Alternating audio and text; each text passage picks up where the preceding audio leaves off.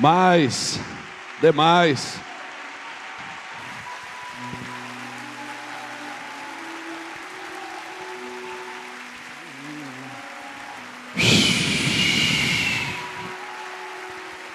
Ei!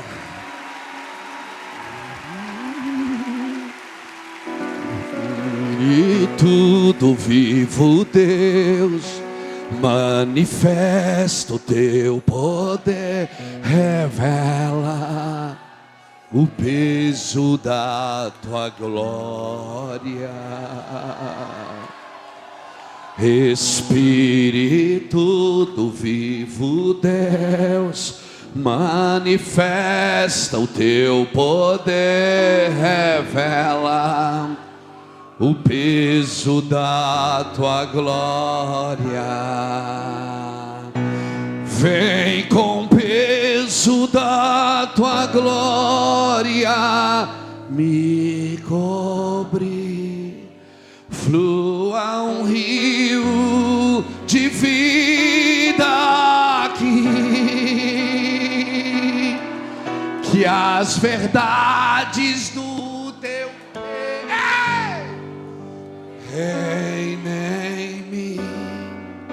Vem com o peso da tua glória. Pegue a sua Bíblia. Vem com o peso da tua glória aqui. Vem com o peso da tua glória, me cobre, flua um rio de vida aqui, que as verdades do teu reino reinem em mim. Vem com o peso da tua glória, vem com o peso da... Espírito Santo, Senhor, nós não ansiamos construir coisas para Ti, mas ansiamos em nos tornar a pessoa que o Senhor deseja. Ansiamos, Senhor Deus, em avançar, não fazendo mais coisas. Ansiamos em retroceder, não voltando ao passado. Ansiamos em voltar para as origens, Senhor, para os fundamentos daquilo que o Senhor deseja para os nossos dias, para que quando as águas vierem, Senhor, a nossa casa esteja firme na Tua presença, firme na Tua glória. Chega, Deus, de uma igreja que ouve e não faz o que o Senhor manda. Nós queremos ouvir e queremos nos movimentar de acordo com aquilo que o Senhor está falando. Senhor, chega de poupar Amaleque, chega de poupar coisas que o Senhor mandou a gente destruir, chega de querer levantar altares que o Senhor está destruindo. Em nome de Jesus, nos submetemos para esse tempo debaixo da Tua glória, submetemos a nossa vida para esse tempo, Senhor, submetemos o nosso coração para fazer aquilo que o Senhor deseja.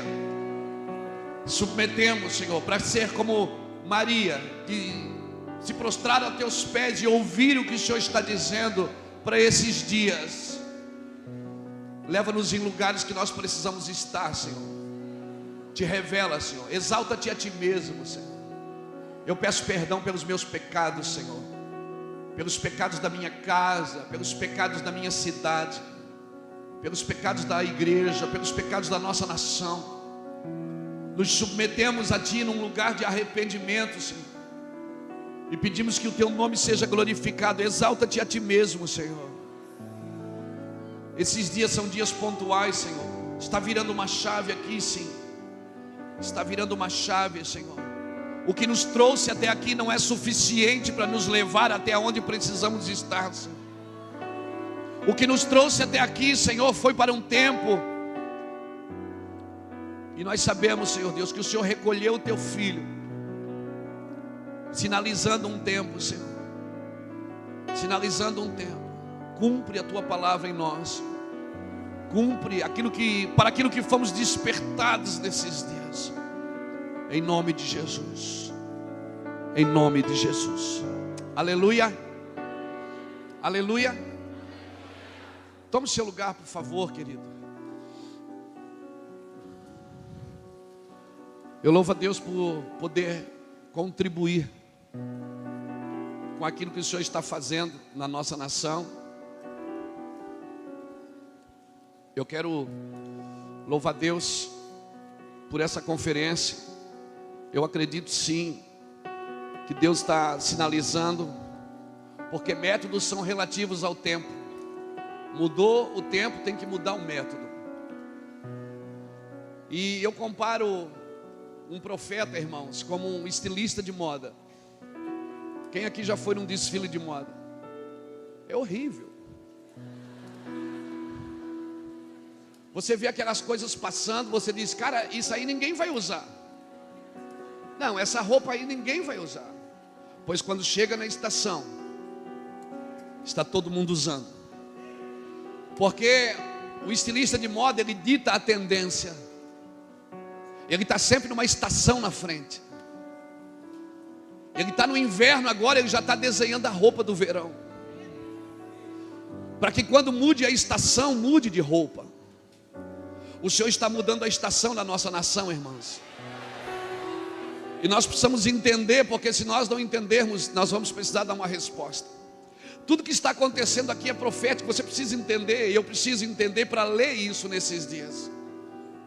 Até os irmãos do som pediram 1 minuto. Você dá 1 minuto para a gente recetar aqui algumas coisas. E enquanto paramos 1 minuto, a igreja começou a responder. É isso mesmo. A igreja precisa entender o tempo dela, para ela não esperar tudo do altar. Ela precisa dar uma resposta para aquilo que ela já recebeu. Ela precisa corresponder com a palavra que tem recebido. Aleluia. Mudou o tempo, irmão. Está mudando a estação, está na hora de mudar de roupa.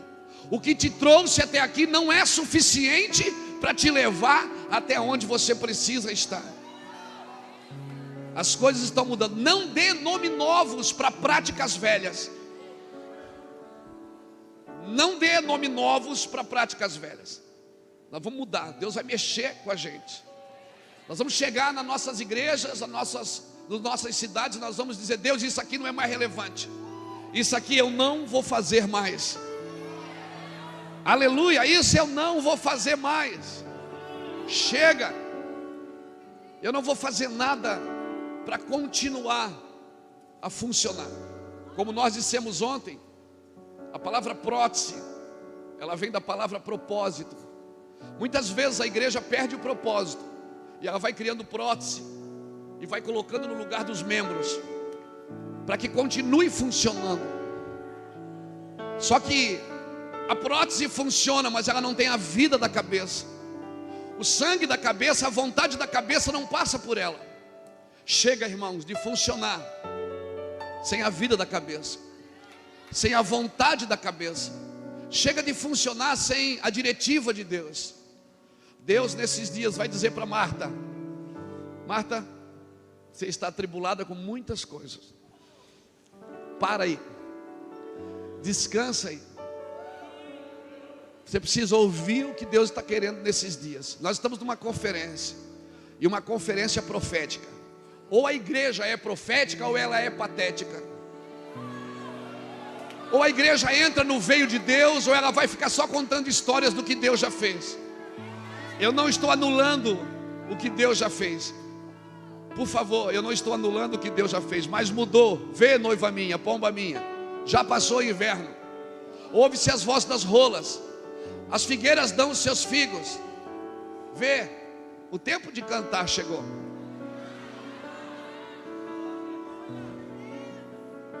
Não é uma igreja de sentimentos, é uma igreja, como disse o André ontem, é uma igreja que está entendendo a convicção. A fé não sente, a fé sabe. A fé é uma convicção. Eu não preciso sentir para saber, eu sei para sentir.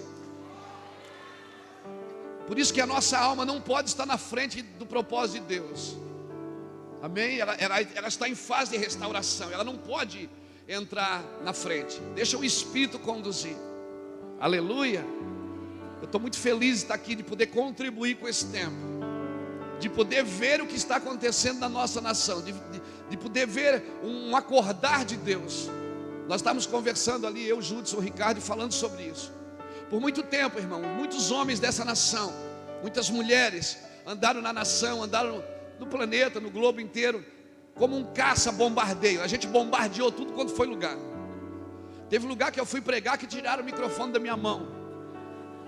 Teve lugar que eu fui pregar que nem a despesa do hotel me pagaram. Eu tive que pagar e ligar para casa, manda dinheiro para mim ir embora. Mas a gente não corrompeu a palavra. A gente se manteve firme nela. Porque nós entendemos que Deus ia virar uma chave. Teve lugares que eu acabei de pregar, me levaram para uma salinha e disseram: nós não concordamos com isso que você está falando. Eu digo: me perdoe então, desculpe, estou indo embora. Mas nós ficamos firmes, permanecemos firmes num propósito, batemos firmes no chão. Aleluia. Às vezes sem recurso, às vezes sem condição, porque eu não tenho uma relação com o dinheiro de amizade. Ou o dinheiro é meu servo ou é meu senhor. E eu prefiro que ele seja meu servo. E como não é ele que me move, ele também não tem poder para me parar. Só tem poder para me parar aquilo que me move. Por isso, nesses dias, algumas coisas vão parar e algumas coisas vão continuar se movendo. Então se prepare para os próximos dias, você vai ver. Deus está movendo nessa nação, Ele está virando uma chave. A palavra profética nunca esteve tão viva na nossa nação. E sabe o que eu aprendo? Ontem nós pensávamos nisso na madrugada, quando cheguei aqui conversando com o Judson, a mesma coisa. Ano passado o Senhor recolheu o Russell Shedd, um mestre que Deus trouxe aqui. Esse ano, ontem Deus recolheu o Gregório, um profeta. Sabe o que Deus está sinalizando nesses dias? Ele está dizendo: eu vou começar a levantar um avivamento nativo com vocês. Se preparem, você que está lá no canto, Deus vai começar a despertar você. Agora saiba que quando Deus despertar você, isso não tem a ver com você, tem a ver com o que Deus está fazendo. Aleluia. Tem a ver com o que Deus está fazendo. Evangelho que só inclui você não é de Deus. Aleluia. Diga para o irmão que está do seu lado: olha, se você tem juízo, é melhor você ir embora agora.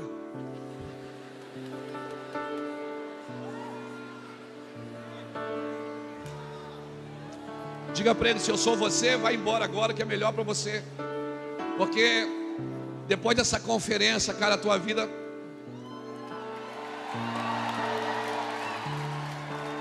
Isso não é chavão de pregador não, meu irmão. A gente está sentindo esse ambiente profético aqui. E acabou. Nós estamos deixando de ser uma igreja histórica para ser uma igreja profética. E uma igreja profética, ela não ora para dar ideia para Deus. Ela ora para não ficar de fora com aquilo que Deus está fazendo. Ela não vai dar conselhos para Deus. É uma igreja que ela vai entrar num lugar de intercessão, não vai vomitar a alma quando estiver intercedendo. Interceder é falar para Deus o que Deus falou para você. Quando você intercede, você está dizendo: Deus, eu estou entendendo o que você está dizendo. Intercessão é você dizer: Deus, eu estou entendendo o que você está me sinalizando. Pegue a sua Bíblia comigo, querido.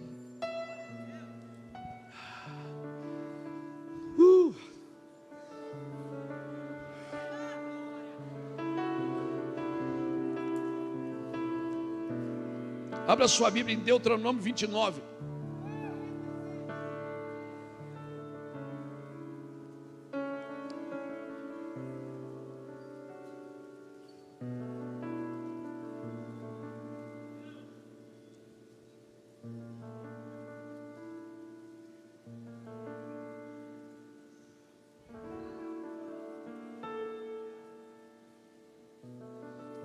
Vamos começar uma coisa hoje. E se eu tiver outra oportunidade, eu termino. Vamos dar uma ideia hoje, vamos começar. Deuteronômio 29 diz assim: as coisas encobertas pertencem ao Senhor, porém, as reveladas pertencem a nós e a nossos filhos para sempre, para que cumpramos todas as palavras desta lei. Diga para o irmão que está do seu lado: revelação não é para criar, é para cumprir. Revelação não é para você criar algo novo. Avançar não é fazer mais coisas. Avançar é fazer o que Deus está fazendo.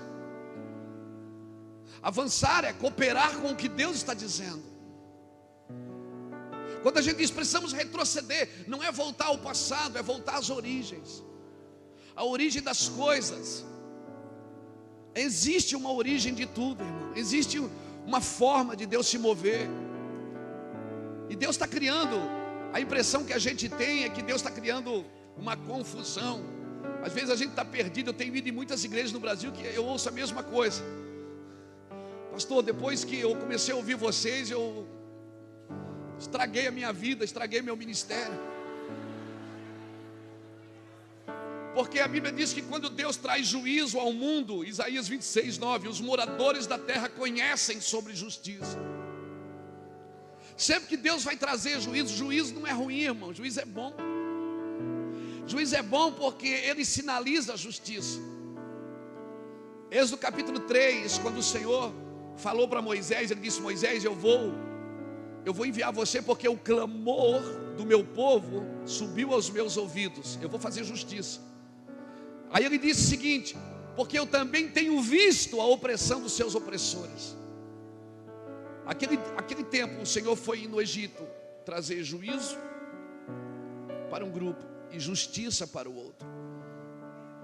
Por isso, irmão, quando a gente diz: meu Deus, o Brasil está perdido, agora a gente está entrando num lugar que ninguém mais sai desse lugar, não tem mais saída. Não, nunca teve tão bom, nunca esteve num lugar tão propício. A gente nunca teve tanta matéria-prima para fazer o que Deus chamou para fazer. São nesses lugares de juízo que vai sobressair os homens e as mulheres de justiça. Porque quando você faz a coisa certa, você não precisa condenar o que está errado. Só de fazer o certo, você está condenando o que está errado. E esses dias nós não vamos ser protestantes, nós vamos ser proclamantes. Nós herdamos de Lutero uma unção de protesto. Agora, protesto sem proposta também não adianta. Nós temos que protestar, só que nesses dias nós estamos trazendo também uma proposta. O Senhor está sinalizando e dizendo: olha, eu deixo-vos dois caminhos. Eu estou trazendo uma revelação. A palavra revelação, querido, significa revelar a ação. Quando Deus dá a revelação, Ele está dizendo: olha, Luiz, é isso que eu vou fazer, não fique de fora.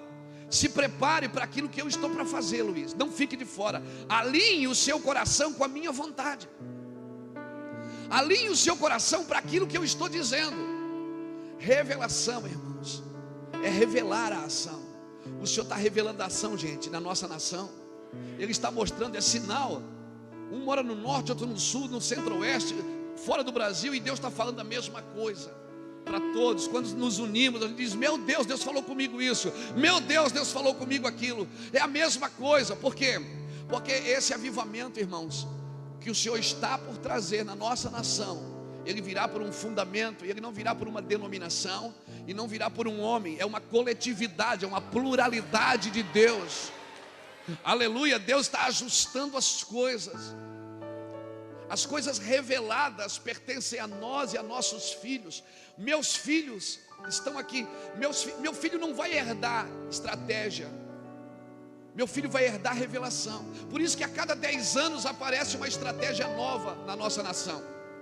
Porque você não deixa a estratégia de herança. Meus avós, eles iam dar folheto na rua. Eu ponho frase na internet. Meu bisavô tinha uma fazenda.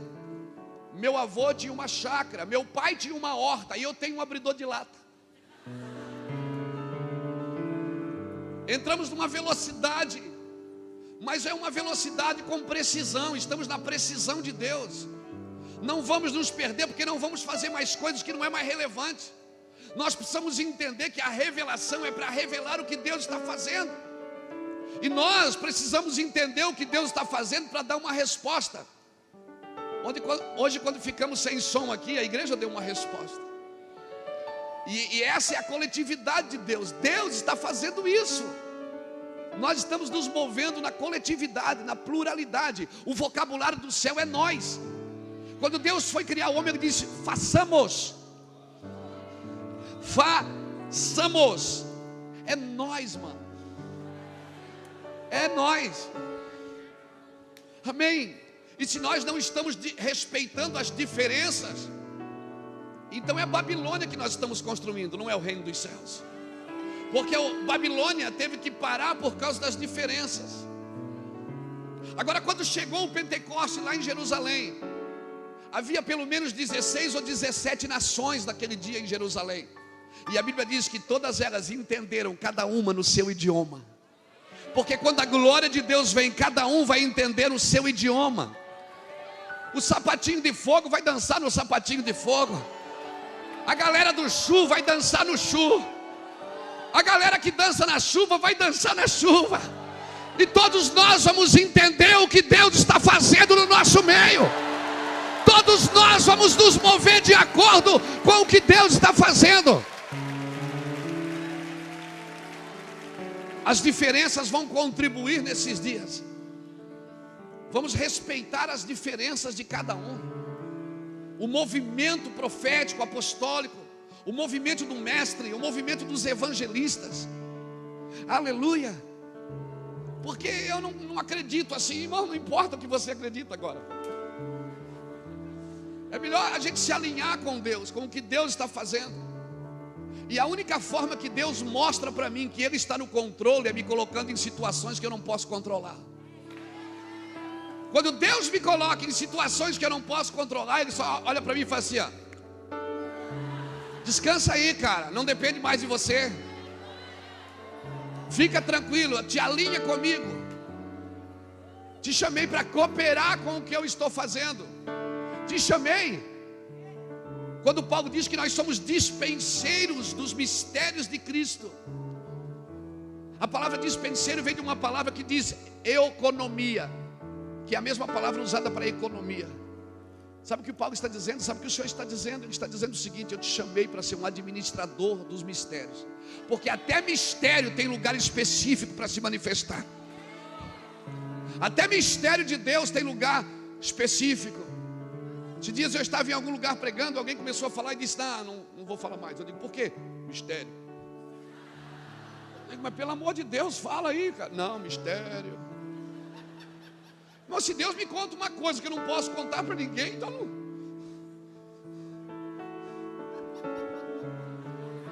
Deus não é Deus de mistério, é Deus de revelação, meu irmão.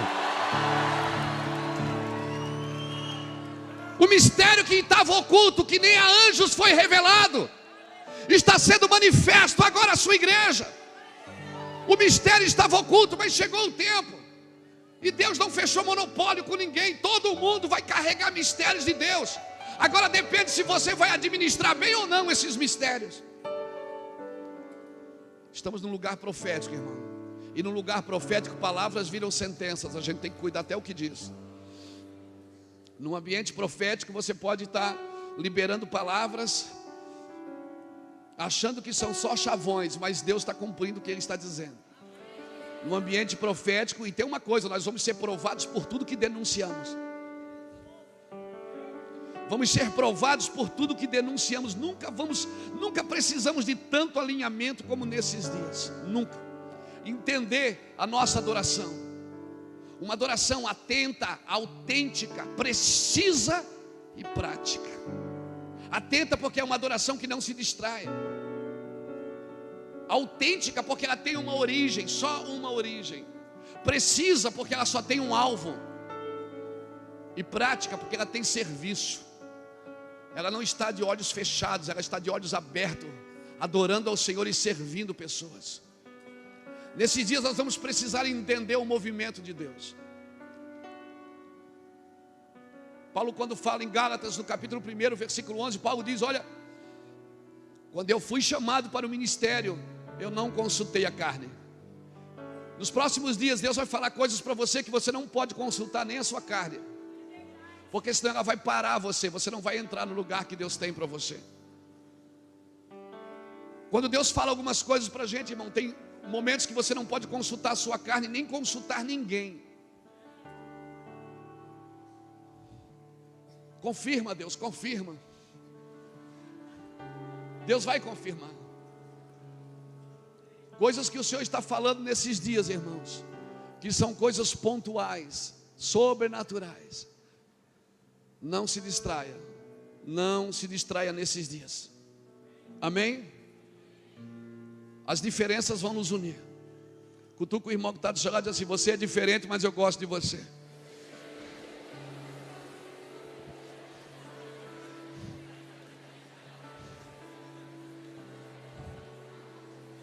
Você é meio estranho. E sabe o que acontece? Sabe o que acontece? Às vezes, alô, a gente diz: a igreja precisa voltar a ser profética. Aí sabe o que as pessoas pensam? Que profetismo, profético é culto esquisito. Só fazendo um culto esquisito eu sou profeta. Não. Entrar no profético é entrar naquilo que Deus está fazendo. Esses dias eu estava em algum lugar, alguém disse: pastor, antigamente o senhor soprava assim, ó, caía todo mundo. Parece que agora o senhor sopra, as pessoas não caem. Eu lembro, pastor, quando o senhor levantava a mão e as pessoas... O senhor perdeu um pouquinho da unção, não perdeu não? Eu sinto que antigamente você vinha e... parece que as pessoas... Eu digo: não, irmão, não é isso não. É que Deus hoje está derrubando a gente por dentro. Deus está nos pegando por dentro. Te amo. Antigamente você ia no culto, estendia as mãos e recebe.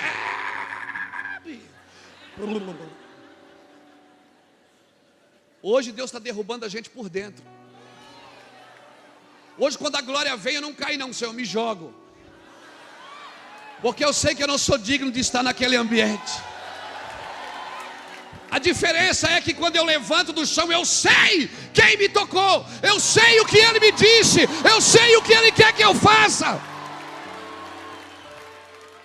A diferença agora é que eu não vou mais procurar um lugar avivado. A diferença agora é que quando eu levanto do chão, como disse o apóstolo Gustavo Lara ontem, eu me sinto incapaz de estar nesse ambiente. Eu me sinto indigno de fazer o que Ele me chamou. Essa é a diferença, irmãos. Não mudou nada. A misericórdia que nos trouxe até aqui, esses dias, ela não é suficiente. Por quê? Porque nesses dias Deus exige de nós uma maturidade, um lugar de maturidade cristã, um lugar de dizer: Deus, por favor, eu não quero mais fazer coisas para você, eu quero me tornar a pessoa que você deseja. E a pessoa que você deseja, ela sai no mundo não só para ganhar almas, ela sai para conquistar, para dominar sobre territórios. Ganhar almas é a consequência dos territórios que você domina. Ganhar almas é a consequência dos territórios que Deus colocou nas suas mãos para ganhar, querido. Aleluia. Nós não vamos só ganhar almas para Jesus, porque às vezes a gente, por muito tempo, nós ficamos sentados na igreja e a gente dizia assim, ó: nós que estamos aqui estamos salvos, o mundo lá fora está perdido. Então quem está perdido era nós. Porque A síndrome de Laodiceia é essa: pensa que é rica, pensa que não lhe falta nada, mas é miserável, cega, pobre e nua. A síndrome de Laodiceia é essa. E o pior do que não ter é não ter, como disse o Ricardo ontem, é não ter e pensar que tem. Porque quando eu não tenho e sei que eu não tenho, eu faço alguma coisa para ter. Agora, quando eu não tenho e penso que eu tenho, eu não faço nada para mudar de vida, irmãos. Então é um problema de consciência. Nós precisamos de uma conduta santificada, de uma consciência santificada. É isso que nós precisamos nesses dias. E o Senhor está nos alinhando para isso. O Senhor está levando a igreja nesses ambientes. Então, modelo profético não é culto esquisito. Modelo profético é se encaixar com aquilo que Deus está fazendo. Amém? Nós vamos ter que aprender a separar as coisas permitidas e as coisas planejadas por Deus. Tem coisa na sua vida que foi planejada, e nós não podemos sair desse ambiente. Quem Deus planejou, Isaac ou Ismael? Quem Deus planejou, Isaac ou Ismael? Mas Deus não deixou de abençoar Ismael.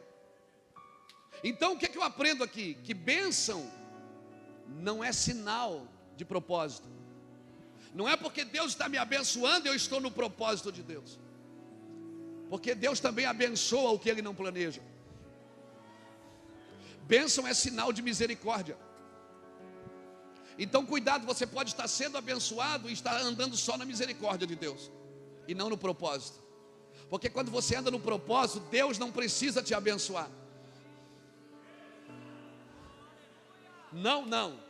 Porque daí você vai entender o que está escrito em Efésios, em Filipenses, que Ele já me abençoou com toda sorte de bênção existente nas regiões celestiais em Cristo Jesus, que não depende mais de uma bênção, depende do meu reposicionamento, depende de eu viver uma vida de crédito, não de débito. Então eu não vou mais na igreja entrar na fila da bênção.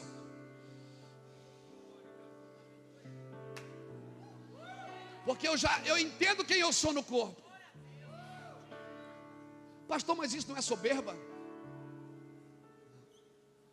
Humildade não é pensar menos de si, é pensar menos em si. Um homem humilde, ele não pensa só nele. Ele entende que tudo que Deus colocou nas mãos dele, na vida dele, tem a ver com os outros. Não tem a ver com você. Tudo que Deus te dá para um propósito. Se Deus te deu fama, Ele dá para você ser voz para quem não tem voz. Se Deus te deu dinheiro, Ele dá para você ser recurso para quem não tem recurso. Se Deus te levantou para iluminar todos os que estão na casa. Se nós vamos ser uma igreja profética, nós precisamos reconhecer o nosso ambiente e o nosso lugar, e entender o tempo que Deus está falando. Eclesiastes fala que há um tempo e um modo para todas as coisas. Há um tempo e um modo. Tempo tem a ver com o profético, o modo tem a ver com os apóstolos. Por isso que eles precisam estar juntos. A ação e a visão precisam estar juntas. O tempo tem a ver com o tempo que Deus está fazendo ou quer fazer. O modo tem a ver com o que Deus, a forma que Deus vai fazer. Sabe de uma coisa que nós dissemos sempre? Deus está com pressa. Irmão, pressa é qualidade de alguém que está atrasado. E Deus não está atrasado. Quem está atrasado somos nós. Nós deveríamos dizer, nós estamos com pressa porque nos perdemos no caminho e Deus está adiantado. Deus está no tempo dele. Nós precisamos parar tudo e correr para o propósito daquilo que Deus tem para nós.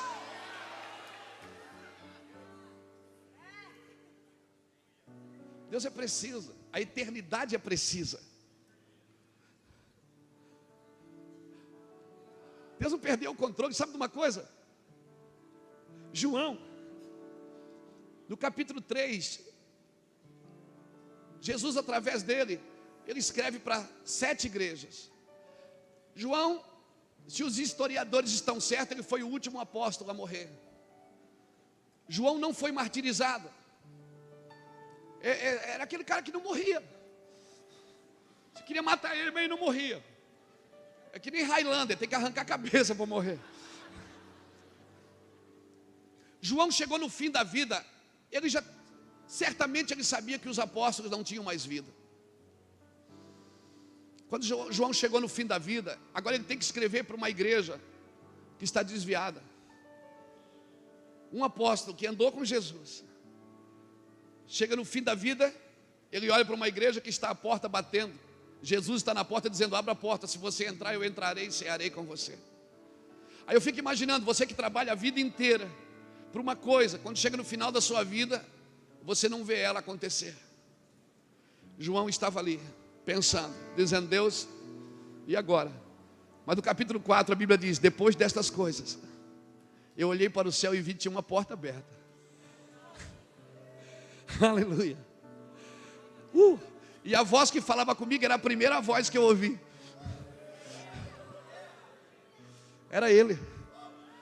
E sabe o que eu vi? Eu vi que tinha um sentado no trono. Sabe o que acontece? Ele está no governo, ele não perdeu o poder e nem o governo. E eu até chorei porque eu não vi ninguém digno de abrir o livro. Mas de repente alguém saltou do trono e disse: tem um sim que é digno de abrir o livro. João, fica tranquilo. Ou você pensa que Deus perdeu o controle, ou você pensa que Deus está no céu com a mão na cabeça, dizendo: meu Deus, e agora? O que é que eu faço? Deus não improvisa.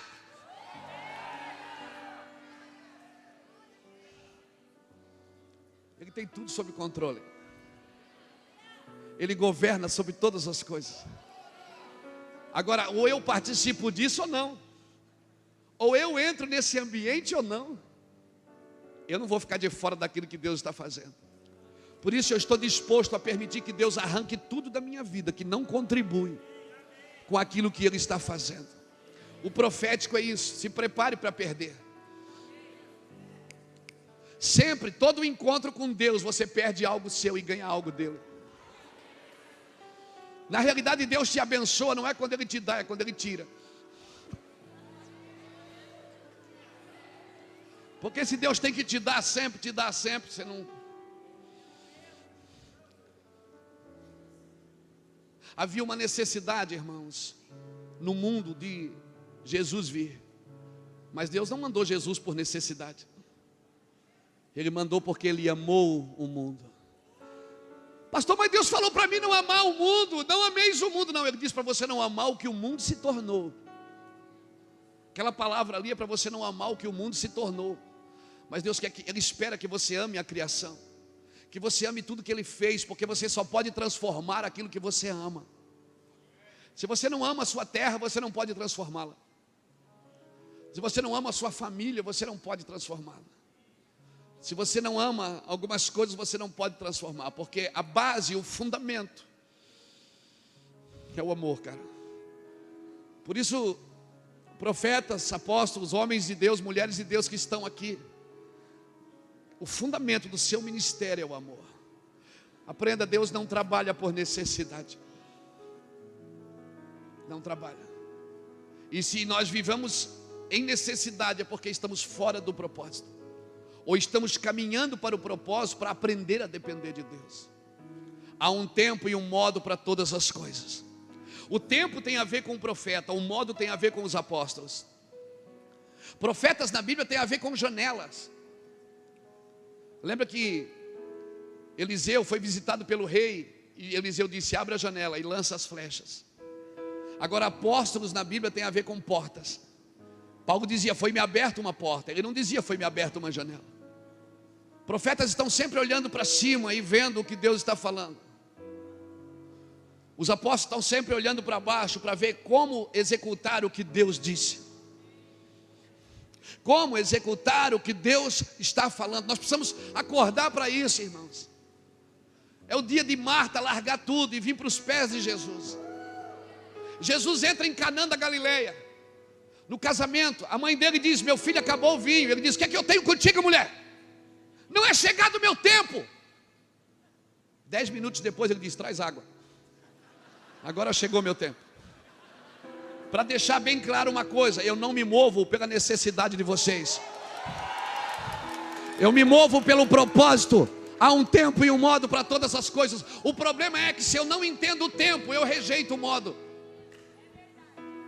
E aí hoje Deus está fazendo algumas coisas e a igreja está rejeitando. Por quê? Porque ela não entende que é o tempo de Deus. Nós vamos dando nome novos para coisas velhas. Vamos praticando coisas novas, chamando isso de novo, mas não é novo, irmãos. O que te trouxe até aqui não é suficiente, acabou. As águas baixaram, Judson. Noé, acorda. As águas baixaram. A arca não é mais relevante para você. Pastor, mas foi Deus que me deu. Eu levei 100 anos. Não interessa. Até o que Deus te dá é para um tempo determinado. Não serve mais. Isso não serve mais. Não adianta você tentar insistir com isso. Não tente levantar altares que Deus está derrubando.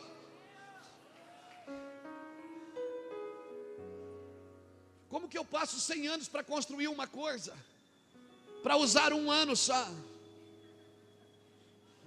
Quer saber, cara, o maior trabalho de Noé não foi entrar na arca, foi sair dela.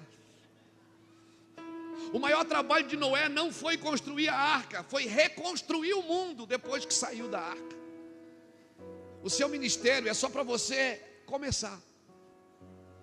Ele não define você. O seu ministério não define, a sua igreja local não define o que Deus quer que você faça na terra. Então se prepare para soltar algumas coisas nos próximos dias. E para pegar algumas coisas que são relevantes. Cutuque alguém que está do seu lado e diga: se prepare para soltar algumas coisas. Se prepare não só para falar de Jesus, mas para revelar Jesus nesses dias. Revele Jesus nesses dias. Aleluia. A palavra, querido, que te colocou nesse chamado é a mesma palavra que vai te sustentar até o final. Mas as coisas que nós estamos fazendo não são mais relevantes. Nós precisamos de uma mentalidade remida. Ouvindo o Gregório falar no vídeo, nós choramos muito ontem por ele. Ele é um grande amigo, um precioso amigo. Fomos despertados pelo seu chamado. Isso nos trouxe até aqui. E agora o que nós vamos fazer? O que nós vamos fazer? Não se guerreia a guerra nova com arma velha. Nós precisamos de algumas armas que a igreja ainda não conhece. Nós vamos lutar com coisas que nós nunca lutamos. Se nós vamos ser proféticos, nós precisamos entrar nesse ambiente. Nós precisamos de uma mentalidade remida. Se fala muito de legado. Eu estou deixando um legado. O que é um legado? Legado é uma herança remida. Não é só uma herança que você deixa para alguém. Você pode deixar uma herança com uma dívida. Legado é você deixar para os seus filhos, biológicos e espirituais, uma herança remida. Eles não vão ter que pagar nada, porque você deixou contas em aberto. Eles não vão ter que pagar nada. Você vai deixar um lugar preparado para eles. Aleluia. Nós precisamos entender isso. Porque os lugares proféticos são portais. Isso nós aprendemos lá em 2008, 2007. São portais. Jesus começou a fazer milagres aonde? Aonde João Batista batizava, no Jordão. João Batista batizava aonde? Aonde Elias foi arrebatado, no Jordão. Elias foi arrebatado aonde? Aonde os sacerdotes pisaram o pé e abriram para entrar no lugar de promessa. Foi passando portais de geração em geração. Essa casa é um portal. BH é um portal. Escute, BH. BH é um portal. Essa casa aqui é um portal. Amém? Ouvindo o Ricardo falar da década de 90, nos meados, no começo de 2000, as gerações que foram despertadas em BH, e agora estão sendo despertada uma nova geração. Amém? Só que nós não vamos usar as armas velhas. Nós não vamos fazer as mesmas coisas que nos tiraram do propósito. Nós temos uma dívida com essa geração, de deixar um legado, uma herança remida. Uma herança remida, porque as coisas reveladas são para nós e para nossos filhos para sempre. Os nossos filhos não vão herdar estratégia. Então chega de estratégia, gente. Chega de estratégia para fazer a igreja crescer. Porque se é você quem faz crescer, é você que tem que alimentá-la. E aí todo mês você vai precisar de um prato novo, de uma comida diferente. Agora, se é Deus quem faz crescer, você não pode pôr a sua mão aí. Eclesiastes capítulo 11 diz que assim como tu não sabes o caminho do vento, nem como se formam os ossos no ventre de uma mulher grávida, assim tu não sabes a obra de Deus que faz todas as coisas. Quer saber? Você nunca vai conseguir explicar como Deus está fazendo, porque se você conseguir explicar, então já não é Deus quem está fazendo, é você quem está fazendo. E se é você quem está fazendo, é você que tem que alimentar. E nesses dias Deus não vai permitir que ninguém alimente mais a sua igreja. Quem vai alimentar a sua igreja é a sua palavra, é a sua vida, é a sua conduta.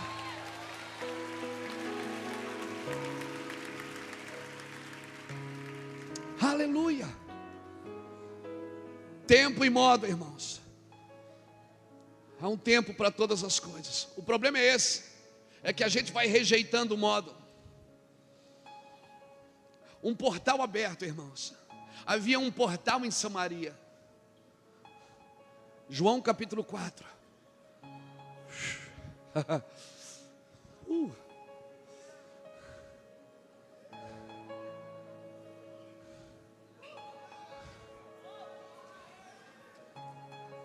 Jesus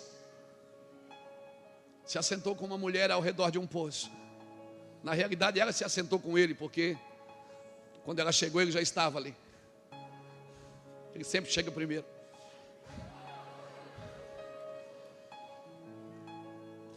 E ele falou: mulher, me dá água. E você conhece a história? Então ele disse: olha, se tu soubesse quem te pede. Ela disse: você não pode me falar comigo, você nem pode me dirigir a palavra, você é judeu. Ele disse: mas se tu soubesse quem te pede,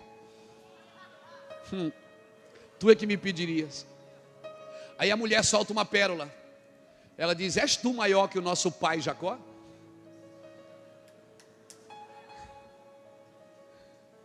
Que fez o poço, que ele bebeu, seus filhos beberam, seus gados beberam, e nós estamos bebendo. És tu maior que o nosso pai Jacó? Jesus foi ali reabrir um portal. Por quê? Centenas de anos depois, Samaria ainda bebia do poço de Jacó, e ainda chamava ele de pai. Um pai, irmãos, ele não cava um poço, ele não tem um ministério só para a sua geração. Ele não pensa só nos seus dias. Por isso que a Bíblia diz: nos dias de Noé, nos dias de Ló, nos dias de Abraão. São homens pontuais que marcaram os dias com o seu nome. Os dias têm o seu nome, porque eles são homens que marcaram profeticamente a sua geração.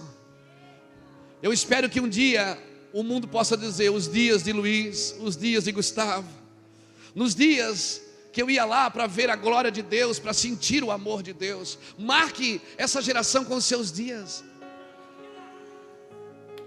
Os dias, irmãos, tinha nomes. Jacó construiu um poço que ele bebeu, uma revelação, ele bebeu. Seus filhos beberam, a sua casa bebeu, os seus rebanhos beberam, tudo que estava perto dele bebia. Eu não acredito no ministério de um homem só. Eu não acredito no ministério de uma pessoa só. Porque Deus, ainda que Ele toque o indivíduo, ainda que Ele use o indivíduo, mas sempre é para convergir para o coletivo. Deus é coletivo, Deus é plural, irmãos. A linguagem é: façamos, entramos, vamos. Jesus disse para aquela mulher: se tu soubesse quem te pede. Ela disse: mas eu quero dizer que eu tenho pai.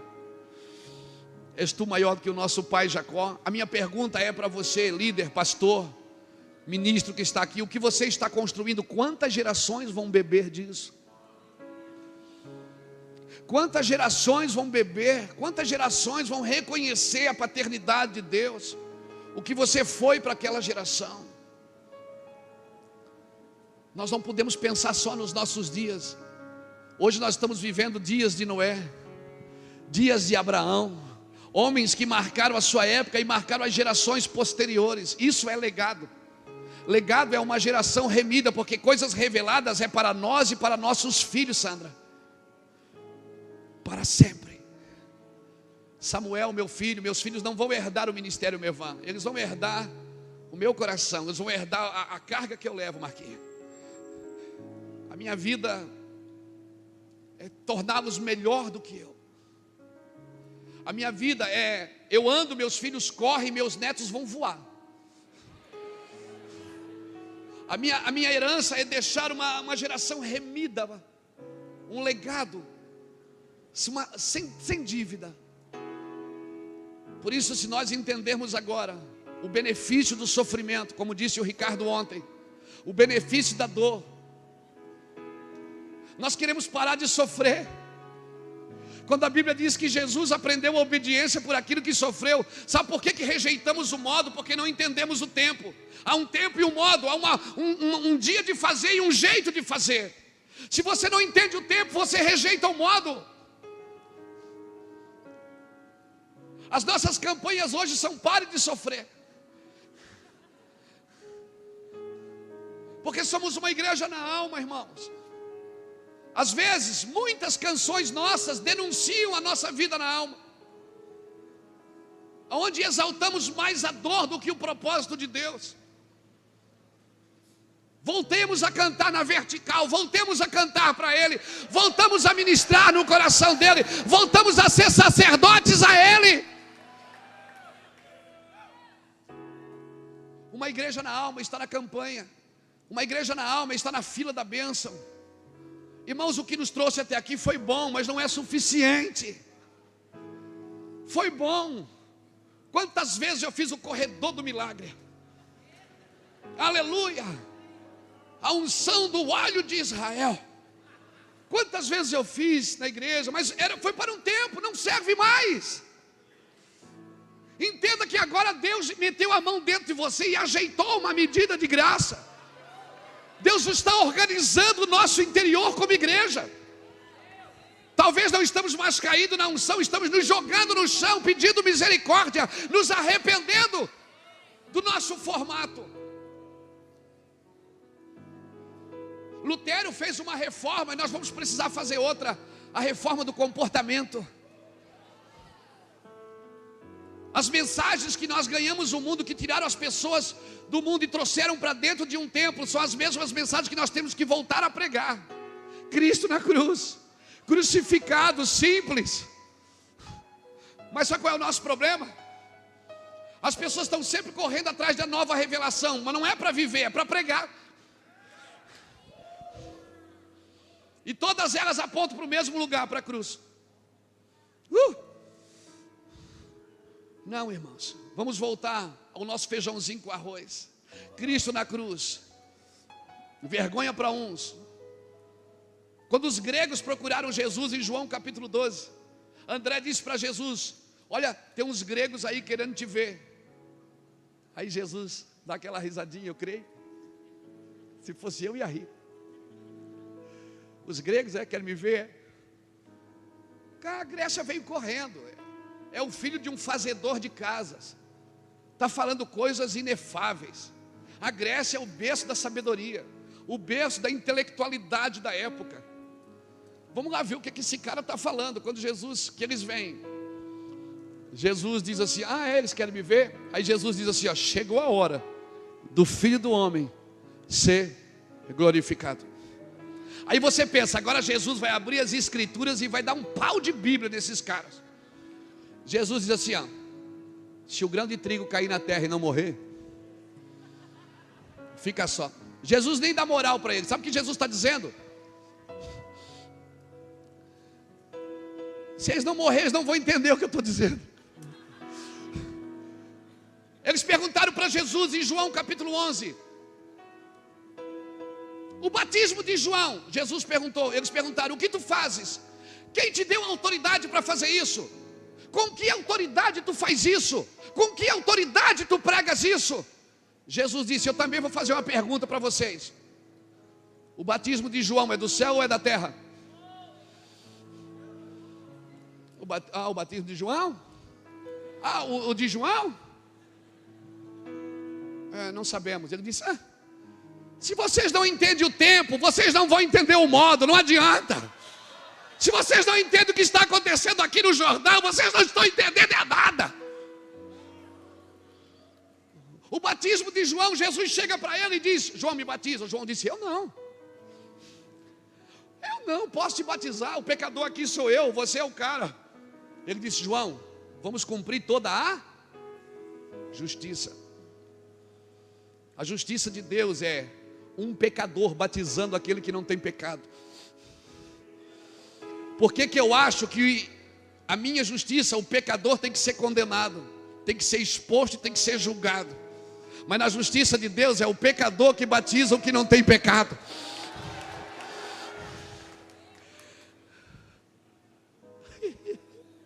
Se você não entende o tempo, você vai rejeitar o modo que Deus está fazendo, querido. Nós precisamos discernir o que nós estamos vivendo nesses dias. Preste atenção nos sinais. Eles estão aí apontando para o mesmo lugar. 2 homens a caminho de Emaús, frustrados, tristes, angustiados. Jesus entra no meio e diz, e aí, gente, que tristeza é essa?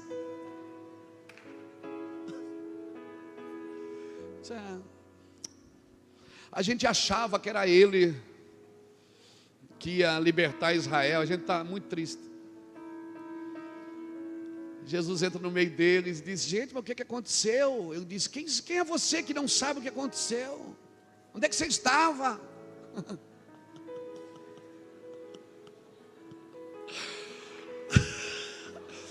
Onde é que você estava, Deus? Que o Senhor não vê isso na igreja? Onde é que você estava, Deus? O Senhor não viu que a gente esperava que acontecesse uma coisa e não aconteceu? Onde o Senhor estava?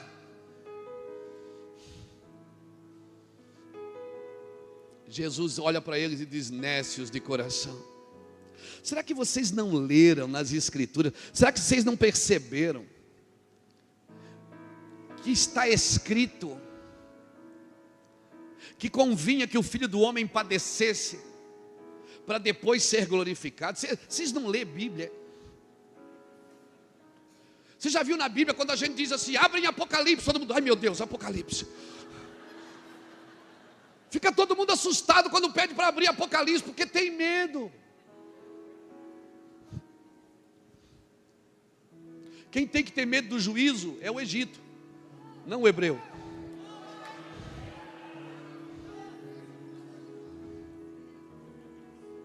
Você diz, abra lá em Apocalipse, todo mundo, meu Deus, tem misericórdia. Meu Deus, e agora, onde é que tu estás? Meu irmão, revelação, Deuteronômio 29, nós lemos. As coisas encobertas pertencem ao Senhor. Então para de cavucar coisa que Deus não quer revelar. Para de criar doutrina falsa, baseada em sonhos, visões. As coisas encobertas não são suas, é para Ele. As coisas reveladas é para nós e para nossos filhos para sempre. Os 2 filhos dormindo ali. Pode dormir, meu filho, papai está trabalhando para vocês. Deixar uma base correta, pode dormir. Esse é o tempo de vocês ficar dormidinho. Esse é o nosso tempo. Nós vamos trabalhar para vocês ficar de boa aí. Nós vamos trabalhar para vocês. As coisas reveladas são para nós e para nossos filhos. Para quê? Para que cumpramos todas as palavras desta lei. Revelação não é para criar, é para cumprir. Revelação é para cumprir o que foi dito. E Jesus nasceu em Nazaré. Não, nasceu em Belém. Para quê? Para que se cumprisse o que fora dito. E depois foi levado ao Egito pelo seu pai José. Para quê? Para que se cumprisse o que fora dito. E depois foi habitar em Nazaré. Para quê? Para que se cumprisse o que fora dito. Onde Jesus andava? Jesus andava para cumprir o que fora dito. Aleluia! Eu nasci para cumprir o que foi dito por mim, para mim, aleluia. Salmo 139, verso 16, no seu livro, ele escreveu sobre mim, sem que nenhum dos meus dias existisse. Pastor, mas isso não é calvinismo? Não, chame do que você quiser. Isso é governo de Deus. Isso é governo de Deus. E se eu não quiser? Se você não quiser ir sair do plano original, Deus então vai criar um plano adicional para te trazer de volta para o plano original. Porque Deus não tem o plano B, Deus não improvisa com ninguém. Aleluia. Se você não quiser, e se você sair do propósito, Deus vai criar. E eu vejo aqui nesses dias, nessa conferência, Deus criou um plano adicional, dizendo: olha, eu estou trazendo vocês de volta para a minha precisão. Estou trazendo vocês de volta para o meu alinhamento. Aleluia. Quantas vezes a gente olhou para a igreja e disse: ninguém mais dá jeito nisso. Quantas vezes eu fui pregar e eu vim para casa dentro de um avião chorando, dizendo: Deus, eu não quero mais viajar, eu quero ficar em casa. Eu vou cuidar da minha vida. Vou fazer alguma coisa para ganhar um dinheirinho, para sustentar minha família, mas eu não aguento mais. Eu não aguento mais ver isso, eu não quero mais. Quantas vezes nós voltamos para casa chorando das conferências. Você conhece as nossas fotos, mas não conhece o nosso filme.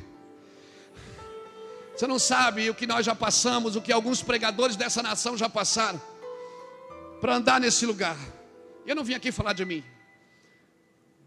mas a ideia é: existe um lugar em Deus, existe um plano original, irmãos, e nós queremos voltar para Ele.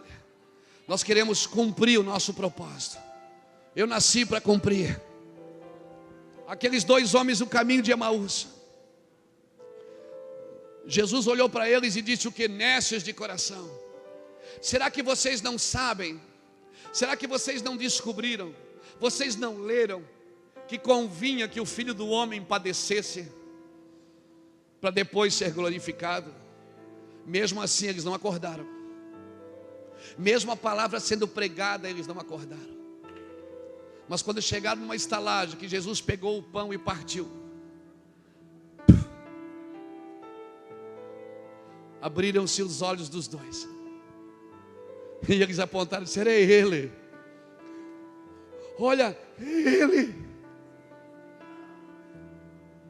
Nesses dias os olhos vão abrir, não é no púlpito, é na mesa. Os olhos vão abrir na mesa da comunhão, no partir do pão. Algumas coisas que viviam sem comunhão, elas vão voltar para a comunhão. Quando Jesus partiu o pão, eles reconheceram que era Jesus. Certamente eles já tinham comido com Jesus, porque só reconhece como Ele partiu o pão quem já comeu com Ele. Eu sinto que Ele está a partir do pão de novo.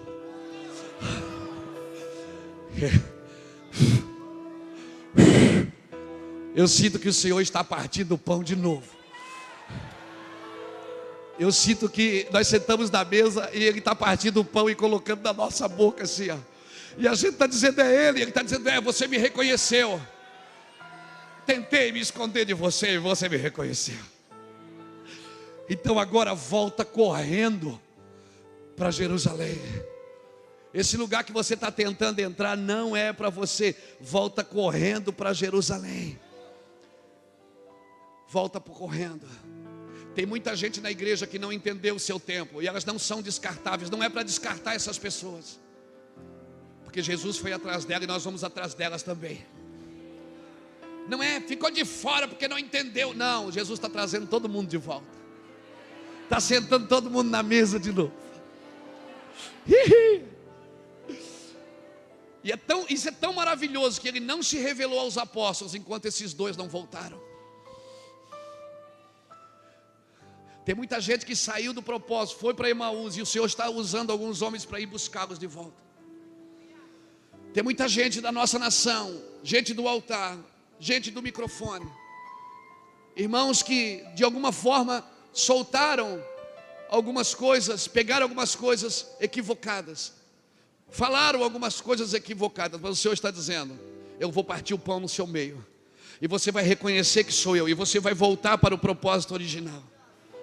Eu tenho umas coisas reveladas para revelar para essa nação, irmãos. É muito forte o que o Senhor está fazendo aqui nesses dias. Tem gente do Brasil inteiro aqui, de várias nações. Eu acredito que tem gente de quase todos os estados, se não tiver de todos os estados brasileiros aqui hoje. Nós estamos num ambiente profético e nós precisamos entender isso. Nós não podemos sair daqui só emotivos. Não podemos sair daqui só com bagagem de livros, de CDs e DVDs de irmãos que nós somos influenciados. Nós temos que sair daqui com um encargo profético e dizendo: cara, eu vou mudar. Eu não quero mais isso, não. Eu quero mudar de vida. Eu não aguento mais isso. Pastor, eu acho que eu perdi o tempo. Eu acho que eu perdi o modo. É para você que eu estou ministrando nessa manhã. Eu não podia ter perdido o tempo, pastor. A gente perde, irmão. Abra comigo Números capítulo 13.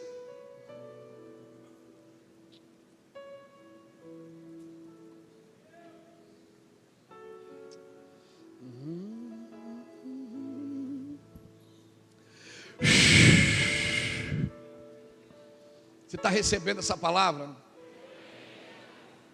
Como eu disse ontem, a gente não precisa gostar da reunião, precisa entender ela. Porque você só desfruta o que entende. Mateus 3,19: ouvindo alguém o evangelho do reino e não entendendo, vem o maligno e rouba-lhe a semente. Nós não vamos perder semente, não. Nós vamos entrar no lugar. Olha o que diz Números 13.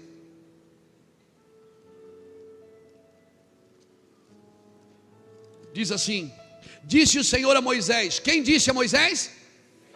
Quem disse? Moisés poderia ter usado ele mesmo aqui. Ele poderia ter dito: Deus falou comigo. Mas ele se usa aqui na terceira pessoa. Ele diz: disse o Senhor a Moisés, porque foi ele que escreveu Números. E o que é que o Senhor disse a Moisés? Envia homens que espiem a terra de Canaã, que eu hei de dar aos filhos de Israel. Quando você lê Números 13, o que é que você entende? Que Deus falou para Moisés enviar espias para a terra. Foi ou não foi? Você lê Números 13, você pensa assim: Deus falou para Moisés. Deus falou para Moisés: ó Moisés, envia homens que espiem a terra. Envia um príncipe de cada tribo, um homem de governo, um homem abençoado, um homem que está acostumado a lidar com guerras. Manda esse homem na frente para que ele espie a terra. Aí você vai lá agora em Deuteronômio, porque Números não é o último capítulo, não é o último livro do Pentateuco. Você vai em Deuteronômio capítulo 1.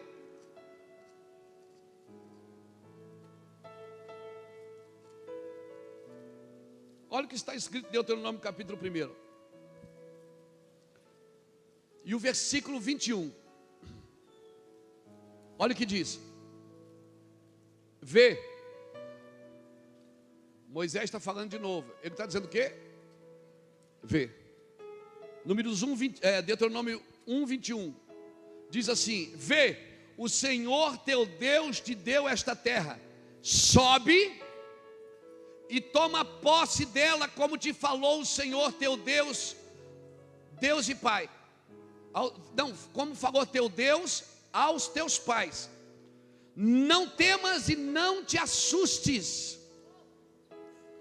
Então todos vós chegastes a mim e disseste: enviemos homem à nossa frente para que espiem a terra por nós e nos informe qual o caminho devemos subir a ela e qual cidade devemos ir. E isto me pareceu bem, de modo que tomei dentre vós 12 homens, cada um de uma tribo, e os enviei.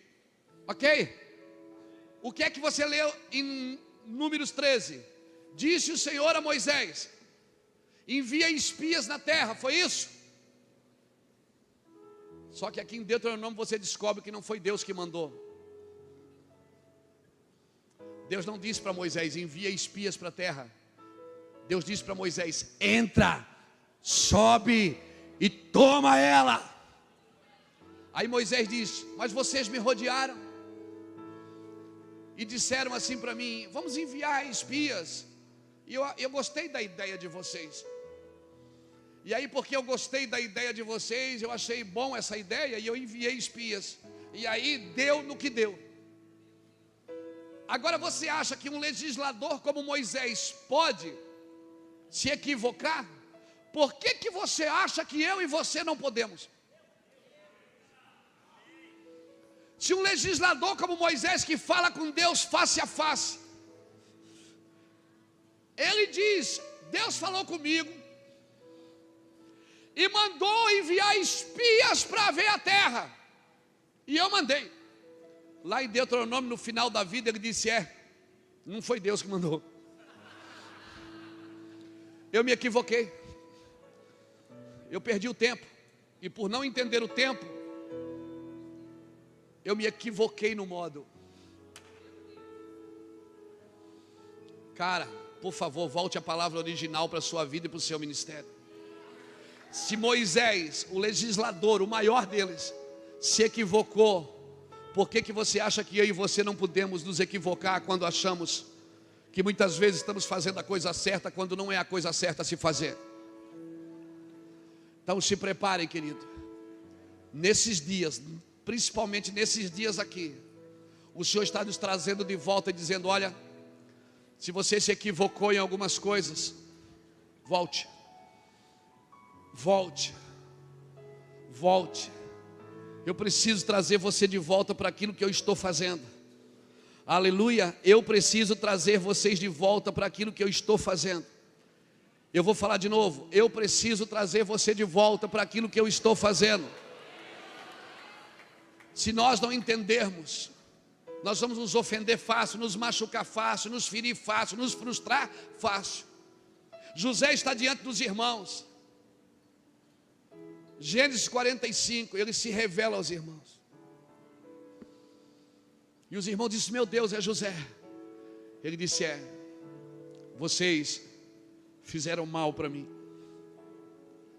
mas Deus me transformou e transformou isso em bênção. Sabe o que José está dizendo? Eu estou entendendo o tempo de Deus. Eu entendi que tudo que eu passei tinha um propósito. Homens de Deus vão entender o tempo. Issacar, você falou ontem. Issacar era o 5º filho de Lia. E se você for ver como Issacar nasceu, é muito maravilhoso. Depois, outro dia, nós falamos disso. Muito precioso como Issacar nasceu. Como Issacar nasceu. Eu vou só dar uma pincelada aqui.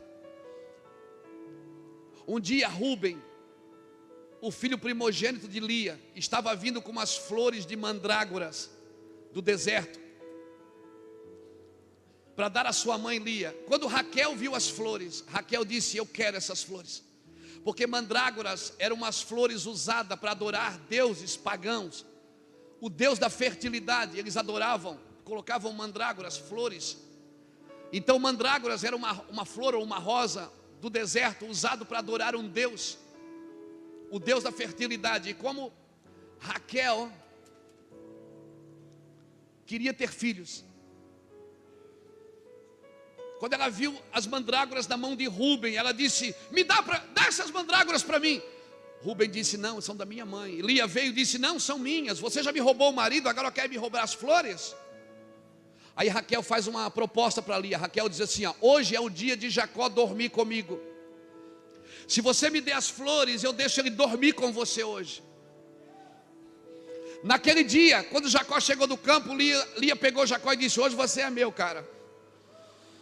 Eu troquei você pelas mandrágoras. E Lia se deita com Jacó, e naquele dia ela concebe Issacar.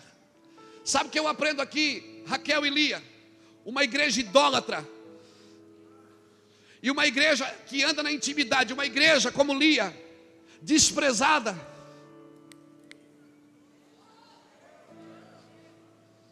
Uma igreja que só queria o amor do marido, não queria adorar ninguém.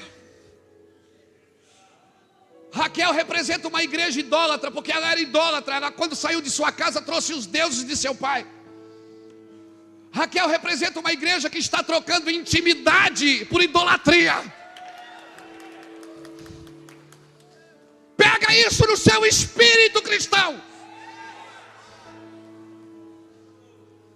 Porque se nós queremos gerar filhos que entendem a ciência dos tempos, nós temos que voltar para a intimidade. Senão nós só vamos gerar filhos idólatras. Programas não geram filhos, geram garotos de programas. E garotos de programas têm intimidade por dinheiro, não por propósito. Então se preparem naquilo que Deus está fazendo na nossa nação.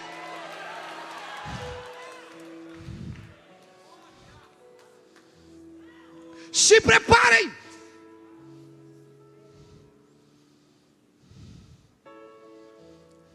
Um profeta morreu, irmão, mas a profecia ela está vertendo ainda. A palavra ela verte todos os anos. Vamos voltar para o Senhor. Se nós queremos gerar filhos de entendidos, como você falou antes, Ricardo, filhos que entendem a ciência do tempo e sacar, nós precisamos ser uma igreja que volta, que troca a idolatria por intimidade. Uma igreja que quer o marido, ela não quer adorar nada, ela só quer o marido. Ela não quer adorar nada. Ela reconhece a unção na vida dos irmãos, reconhece a influência que os irmãos têm na vida das pessoas. Tem muitas pessoas que vêm, pastor, posso tirar uma foto com você? Diz, pode, irmão. O senhor autografa o livro? Autografa, irmão, não tem problema não. Ô pastor, eu te adoro. Eu disse, não adora não, irmão, você vai para o inferno. Não me adora não, que você vai para o inferno. Se você conhecesse a minha vida, você não me adorar, você ia desviar. Você ia se frustrar. Esse cara, eu sou muito ruim, você não me conhece. Faz 29 anos que eu estou tentando ser um bom marido para minha esposa. Nós temos 4 filhos e 5 netas. Faz 29 anos que eu estou tentando ser um pai abençoado, um vô querido, pelo menos um pastor legal. Está difícil demais, então não adora não, vai adorar uma coisa que vale a pena. Por favor, igreja, chega de idolatria na nossa nação. Se nós queremos daqui por diante gerar filhos entendidos na ciência do tempo, o 5º filho, isso mostra alguma coisa para a gente, fechando um ciclo com os 5 ministérios. Se nós queremos fechar um ciclo, gerar filhos entendidos, filhos que você pode soltar, que você não vai mais proibir eles de ir em outra igreja, porque eles não vão ser pegos pela mente, não, fica tranquilo, eles estão formados no Senhor. Eles podem comer em qualquer mesa, eles podem ver qualquer coisa, porque eles sabem quem tem crido, amém? Não são crianças conduzidas por donos, mas são crianças conduzidas por pais e mães espirituais, que diz, meu filho vai lá, mas não atravessa a rua, cuidado, meu filho traz o troco. As coisas reveladas são para nós, irmãos, e para nossos filhos para sempre. Aleluia. Eu quero gerar filho. Eu quero gerar filhos que vão continuar esse legado. Eu não quero transferir estratégias, eu quero transferir meu coração, eu quero transferir minha fome por Deus. Aleluia. Por isso eu estou escrevendo tudo que eu recebo, eu estou gravando tudo que eu recebo. E quer saber? Hoje você lê livro de Finney, de Spurgeon, de Wesley, mas quer saber, todos os profetas foram rejeitados na sua geração, porque eles andam uma estação na frente. Quando eles falam algumas coisas, as pessoas dizem, não, isso não é para os nossos dias. Não é mesmo, é só para alinhar você para aquilo que está por vir.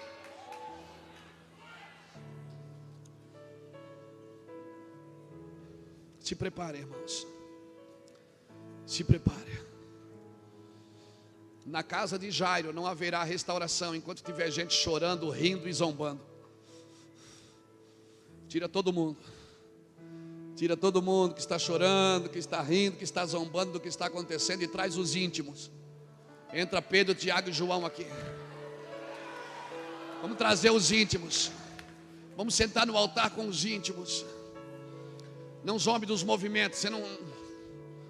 Eu tenho um amigo que fala com borboleta, que fala com passarinho, mas a cada 10 dias ele me manda uma palavra assim, que eu prego 3 meses com aquilo que ele falou. Ele está falando comigo, de repente ele diz, cara, já te ligo aí que passou uma borboleta. Ele me troca por uma borboleta. E aí eu digo, cara, esse cara é muito... E as pessoas têm ele como um desequilibrado. Tem gente falando coisas que a gente diz: esse cara está fora da casinha. Está fora mesmo, irmão. Ele não está preso a um sistema. Ele está solto. Ele está desligado da estátua de Nabucodonosor. Ele é aquela pedra que foi cortada sem a ajuda de mão de homem. Deus está cortando pedras nesses dias. Você não está vendo o movimento, porque o barulho é lá na pedreira. Ninguém vê no altar o que está acontecendo. Mas quer saber? Já começou a acontecer. E ninguém vai mudar isso, irmãos. Ninguém vai conseguir parar mais o que a igreja está vivendo. Levanta a sua mão aí e solta o leão que está aí dentro. Glória a Deus. Glória a Deus. Chega de ouvir e não obedecer. Aleluia.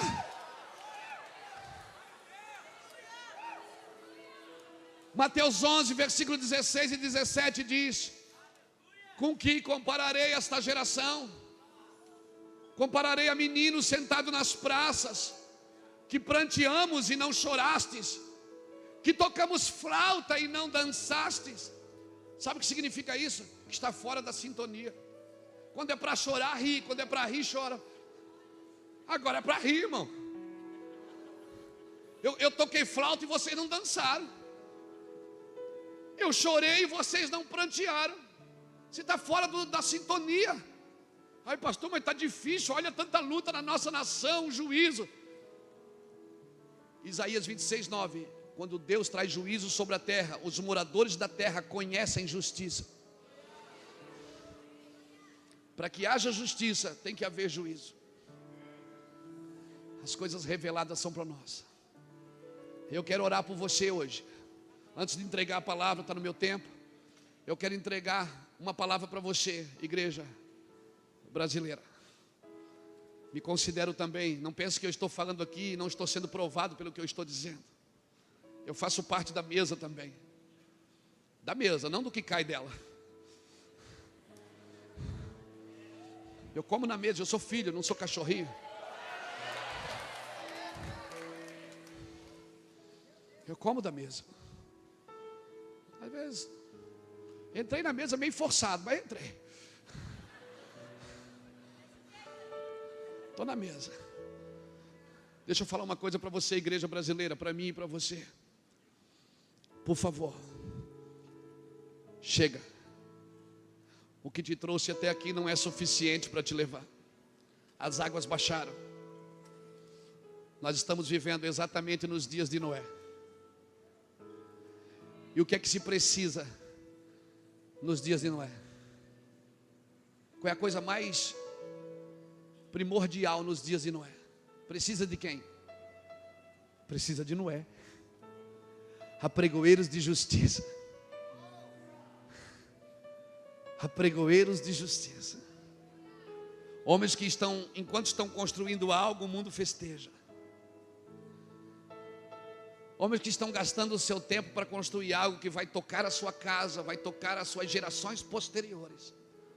Porque se hoje eu estou com uma Bíblia na mão aqui, é porque Noé entendeu. E nossos filhos só vão estar com uma Bíblia na mão se a gente entender agora. Senão eles vão estar com outras coisas na mão. Se nós entendermos agora, nossos filhos vão estar, e eles vão dizer assim: assim como dizia meu pai, assim como dizia meus avós, assim como eu ouvi em 1000, 2000. Se hoje nós estamos aqui é porque homens entenderam e pararam as suas vidas e entraram no propósito de Deus. Igreja brasileira, há 40 anos atrás, nós tínhamos uma palavra: Brasil, celeiro de missões. Nós não tínhamos templo, nós não tínhamos mídia, nós não tínhamos fama, nós éramos rejeitados. Nós vendíamos cachorro quente no final do culto para poder dar uma oferta para o pregador que vinha pregar. Hoje nós temos templos, temos dinheiro. Como canta o Judson, Senhor, me traz de volta. Nós temos mídia, as pessoas cumprimentam a gente no aeroporto, conhecem a vida da gente. Onde foi que a gente se perdeu? Começamos a construir coisas para nós, em vez de construir para Ele.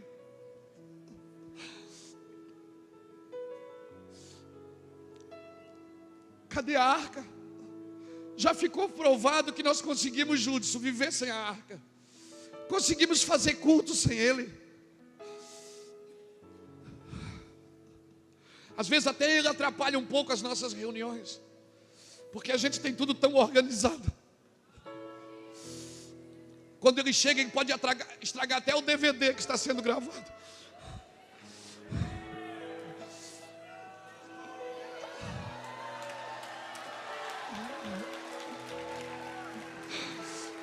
Deixa eu dizer algo para você e eu vou terminar aqui.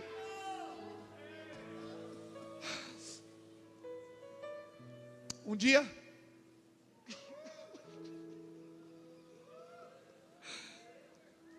Jesus ia entrar em Jerusalém. E Ele queria entrar com classe, porque Deus gosta de aparecer. Ele disse, chamou alguns discípulos e disse: vai ali naquela rua. Vocês vão encontrar um jumento e uma mula. Desamarrem e tragam para mim. E se o dono perguntar, diga que o Senhor está mandando. Só tem dono até que chegue o Senhor.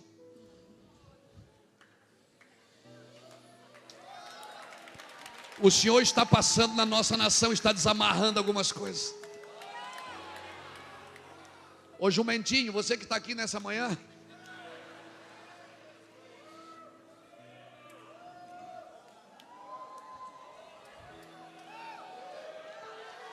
o Senhor quer subir em você hoje. O Senhor quer subir em você hoje, seu animalzinho de carga. O Senhor quer subir em você hoje, quer te deixar uma coisa bem clara. Eu vou entrar com classe nessa nação.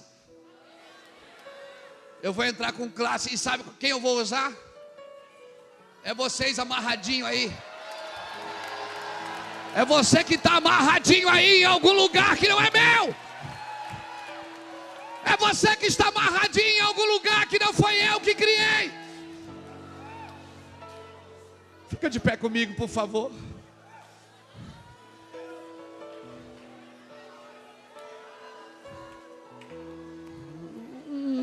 Me deixa ser a geração que busca a tua glória.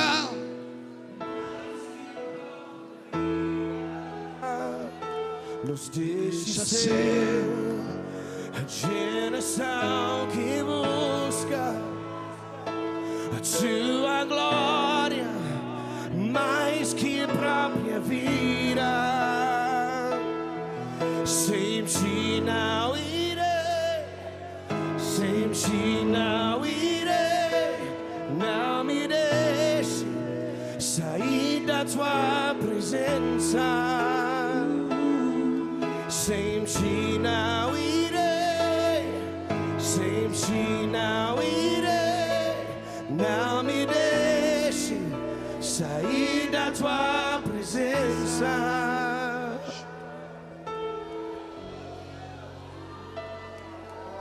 Queridos, eu creio que Deus está chamando a gente para arrependimento.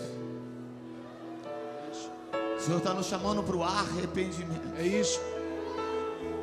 Então eu queria que nós fizéssemos coisas práticas. Porque o Espírito Santo Ele marcou um encontro com o Brasil. Ele marcou um encontro neste lugar. E não é para a gente assistir. Não é para a gente simplesmente assistir. É para a gente participar.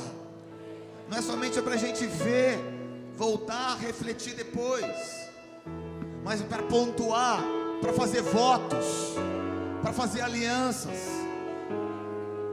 Eu gostaria que você reunisse com 2 ou 3 pessoas perto de você aí.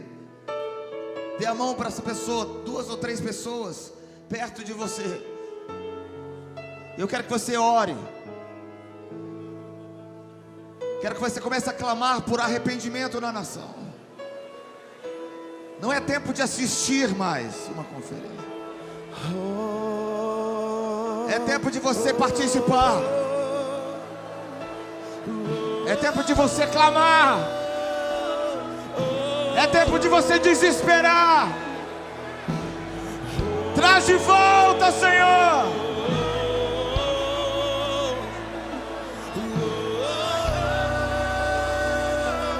Traz de volta a tua glória. Tudo de novo. Tudo novo. A glória da segunda casa será maior do que a primeira. The glory of the Lord. Tudo novo. Tudo novo. Tudo novo.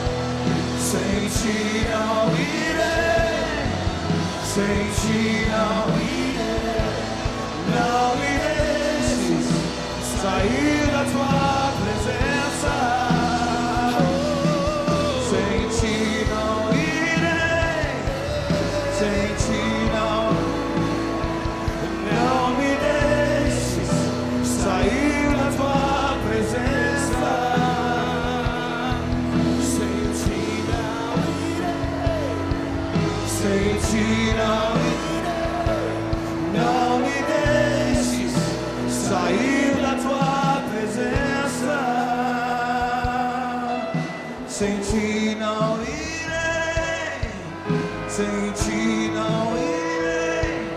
Não me deixes sair da tua presença.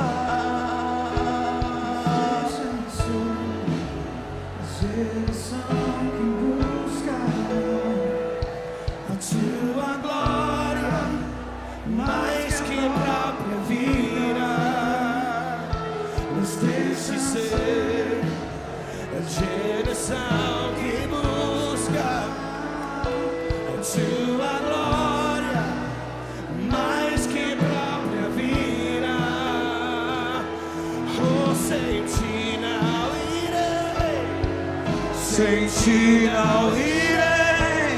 Não me deixes sair da tua presença. Sem ti não